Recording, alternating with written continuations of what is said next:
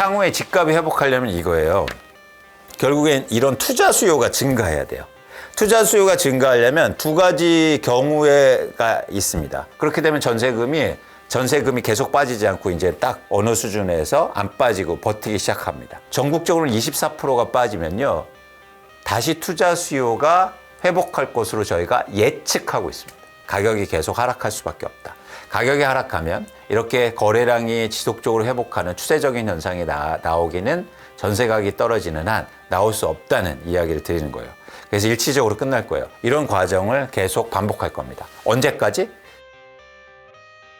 그때가 한 2, 3년이 될 가능성이 있어 보여요.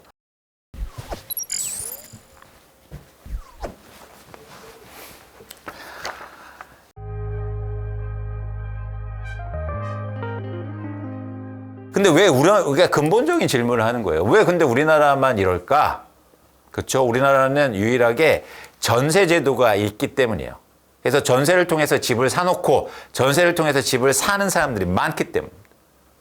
그래서 그래프를 한번 또 새로운 걸 보시면 이거 보세요. 이건 자가점유율이에요. 자가점유율은 뭐냐면 내가 보유한 집에 직접 거주하는 사람들의 비율이에요. 근데 어떻습니까? 서울은 43.5%예요. 전 세계를 보면요, OECD 국가의 평균적으로 자가점유율은요 65%가 넘어요. 결국엔 집을 갖고 있는 사람 중에 100명 중에 65명은 직접 거주해요. 투자로 갖고 있는 사람이 많지 않다는 거예요.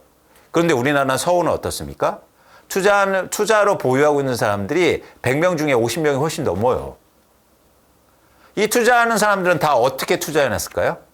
전세를 끼든지 월세를 바꾸든지 이렇게 해놨다는 거죠. 특히 전세를 끼고 투자하는 사람들이 굉장히 많다는 거예요. 근데 투자하는 사람들이 언제 집을 팝니까? 외국은요, OECD 국가는 아까 말씀드린 것처럼 투자를 할 때 전세 제도가 없기 때문에 빚을 일으켜서 집을 사죠. 그래서 보통 LTV라고 하는, 결국에는 집값의 몇 프로를 대출을 일으키냐라는 차원에서 OECD 국가, 특히 미국이나 이런 나라는 80%가 넘어요. 80% 이상을 집을 사는데 은행에서 대출 받아서 집을 사요. 그렇기 때문에 어떤 현상이 벌어집니까? 은행의 금리가 올리면 쉽게 말해서 쫄린다는 거예요. 이자 비용이 많이 나니까. 그러니까 집을 팔 수도 있는 거죠. 근데 우리나라는요, 집을 은행에서 대출받아서 투자하는 사람들이 많지 않아요. 실거주하는 분들은 그렇죠. 실거주하는 분들은 내가 은행에서 대출받아서 집을 사놨기 때문에 이자 비용에 영향을 받죠. 근데 내가 거주하는 집을 금리가 올랐다고 해서 집을 팝니까? 못 팔아요. 내가 살고 있는데. 그래서 꾸역꾸역 이자를 낼 수밖에 없다는 거예요. 금리 영향이 크지 않다는 겁니다. 대신 전세를 끼고 사놨는데 금리 올라도 상관 있습니까? 없잖아요. 이자 비용 안 나가잖아요. 전세 끼고 사는데 뭔 이자 비용이 나갑니까? 그런데 언제 타격을 받아요? 전세 가격이 떨어지면 타격을 받는다는 거예요. 이렇게 전세를 끼고 집을 사는 사람들이 많기 때문에. 그래서 그런 차원에서 집값의 변동을 일으키는 요인 중에 전세 그 비율을 가장 관심 있게 봐야 되는 이유이기도 합니다.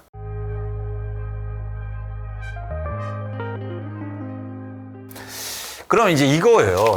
향후에 집값이 회복하려면 이거예요. 결국엔 이런 투자 수요가 증가해야 돼요. 투자 수요가 증가하려면 두 가지 경우가 있습니다. 결국엔 10억짜리 집을 사는데 전세금이 오를 때, 그죠? 그럼 내가 투자금이 적게 들죠? 그러면 투자 수요가 증가해요. 그죠?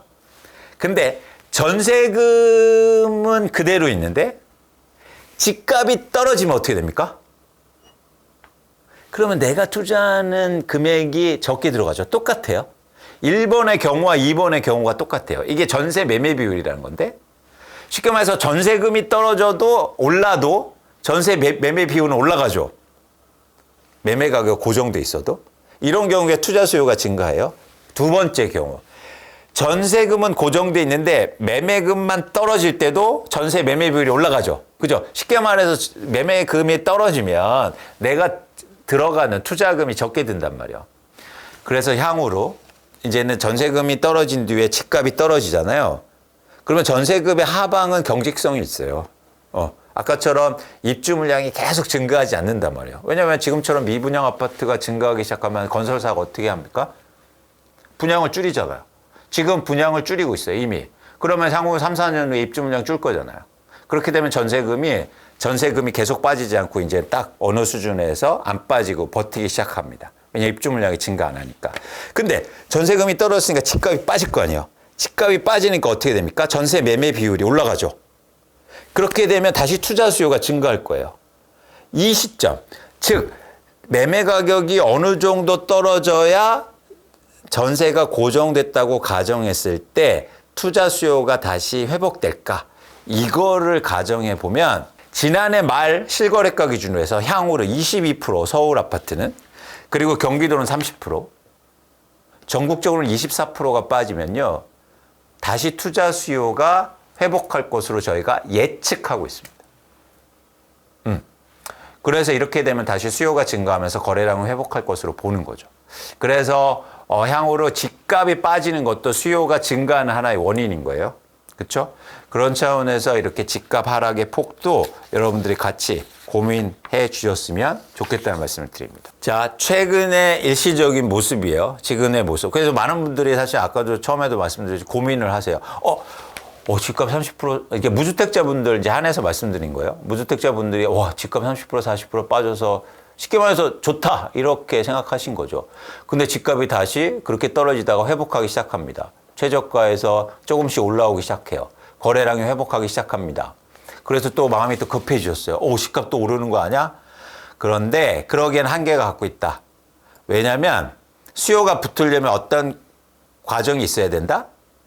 전세 가격이 올라야 되는데 전세 가격이 오르긴 쉽지 않다는 거죠. 입주 물량이 증가하기 때문에. 입주 물량이 증가하면 임대차 시장의 공급의 가격 비탄력적인 특성에 따라서 공급을 줄이지 못하니까 가격이 계속 하락할 수밖에 없다. 가격이 하락하면 이렇게 거래량이 지속적으로 회복하는 추세적인 현상이 나오기는 전세 가격이 떨어지는 한 나올 수 없다는 이야기를 드리는 거예요. 그래서 일치적으로 끝날 거예요. 다시 그러면 전세 가격이 계속 빠지면 어떤 일이 벌어집니까? 집을 갖고 있는 분들이 압박을 느끼겠죠. 갭 투자하신 분들이. 그래서 시장에 다시 매물이 증가할 거예요. 그럼 가격이 회복했다가 다시 떨어집니다. 거래량도 줄고. 이런 과정을 계속 반복할 겁니다. 언제까지? 전세 가격이 회복할 때까지. 그때가 한 2, 3년이 될 가능성이 있어 보여요. 가격을 특정하기는 힘들지만.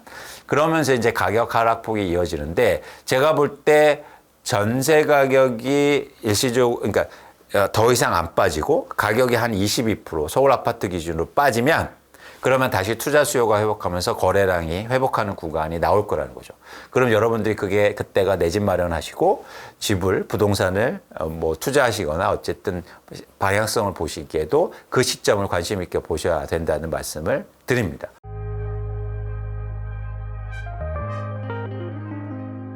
그래서 계속 제가 강조하는 것은 사실 거래량이에요. 그리고 뭡니까? 전세 가격. 거래량이 빠지고 회복하지 못하는 상황, 추세적으로 회복하지 못하는 상황, 플러스 전세 가격이 빠지는 상황 속에서 가격만 오르기에는 굉장히 어렵다라는 말씀을 드립니다. 그런 차원에서 여러분들이 이 두 가지 지표, 전세 가격과 거래량. 이제 가격만 보고 있으면요, 혼란스러워요. 가격은 계속 이렇게 변동하는 거거든요. 그런데 여기서 잘못하면 이제는 잘못 균형 감각을 잃을 수 있어요. 그래서 거래량과 추세적인 거래량 회복, 절대량 아닙니다. 추세적인 거래량 회복과 그리고 전세 가격의 상승 가능성을 한번 보셨으면 좋겠다는 말씀을 드립니다. 과거에도 똑같아요. 그런 현상들이 나타나요. 우리나라 서울 아파트 집값, 전국의 아파트 가격이 빠진 게 2008년부터 보시는 것처럼 2013년까지였는데 막대 그래프가 가격 그래프입니다. 그런데 계속 안 좋았잖아요. 이때도 강남을 비롯해서 이제 전국 아파트들이 빠지기 시작하는데, 근데 정확히 2013년도가 바닥이었어요. 그런데 가격이 똑같이 빠짐에도 불구하고 어떤 변화가 일어납니까? 거래량이 회복하는 게 2013년부터 나오죠. 그렇죠? 이때가 정확히 바닥이었어요. 거래량이 확 증가하잖아요. 까만 그래프가 거래량입니다. 그러니까 사실은 가격이 똑같이 회복 못하고 이렇게 낮은 수준이었는데 똑같이, 쉽게 말해서 똑같이 7억이었는데 어느 순간 거래량이 딱 회복하는 구간이 나와요. 이건 뭐냐면 아까처럼 분명히 전세 가격이 상승됐을 가능성이 높아요. 그랬었고. 이때부터 올랐거든요. 그러면서 투자 수요가 붙기 시작한 거예요.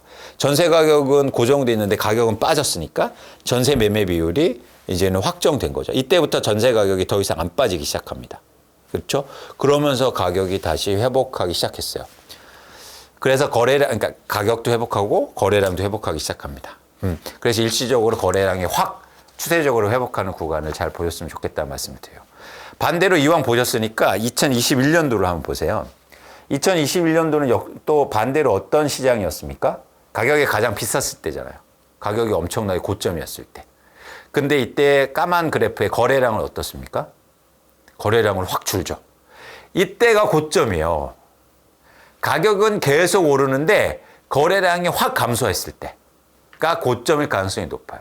그래서 여러분들이 이때도 거래량을 봤으면 시장이 너무 무리하게 올랐다는 거를 아셨을 수도 있었는데 우리는 가격만 보니까 계속 오를 거야. 시장에 불패는 없어. 집은 언제나 사. 오늘이 제일 싸. 제일 싸. 이런 말을 했던 거죠. 근데 거래량을 보면 어떻습니까? 2021년도에 갑자기 확 감소하잖아요. 그러니까 이때 위기감을 좀 느꼈어야 되는데 많은 분들이 이런 얘기를 사실 하진 않았습니다. 가격만 보니까. 그래서 앞으로도 가격이 빠지는데 가격만 보지 마시라. 거래량을 보시면서 어느 순간 거래량이 회복하면 여러분들이 집을 사시고 그때부터 시장의 회복이 나타날 거라는 거죠. 그러면서 또 가격이 계속 회복하고 상승할 수도 있습니다. 그런데 그러다가 또 어느 순간 보면 거래량이 확 떨어지는 상황이 오겠죠. 그러면 그때가 또 가격이 고점을 형성하고 계속 가격이 하락할 수도 있다는 말씀을 드립니다. 그래서 다시 한번 강조하지만 여러분들이 시장을 균형 있게 보시고 변화를 읽으시기에는 거래량을 관심 있게 보셨으면 좋겠다는 거고요. 그 거래량을 또 이렇게 변화시키는 동력 중에 가장 중요한 건 뭐냐면 전세 가격이라는 말씀을 드립니다. 마지막으로 여러분 이런 말씀 드릴게요. 아파트, 내 집 마련, 주식이 아닙니다.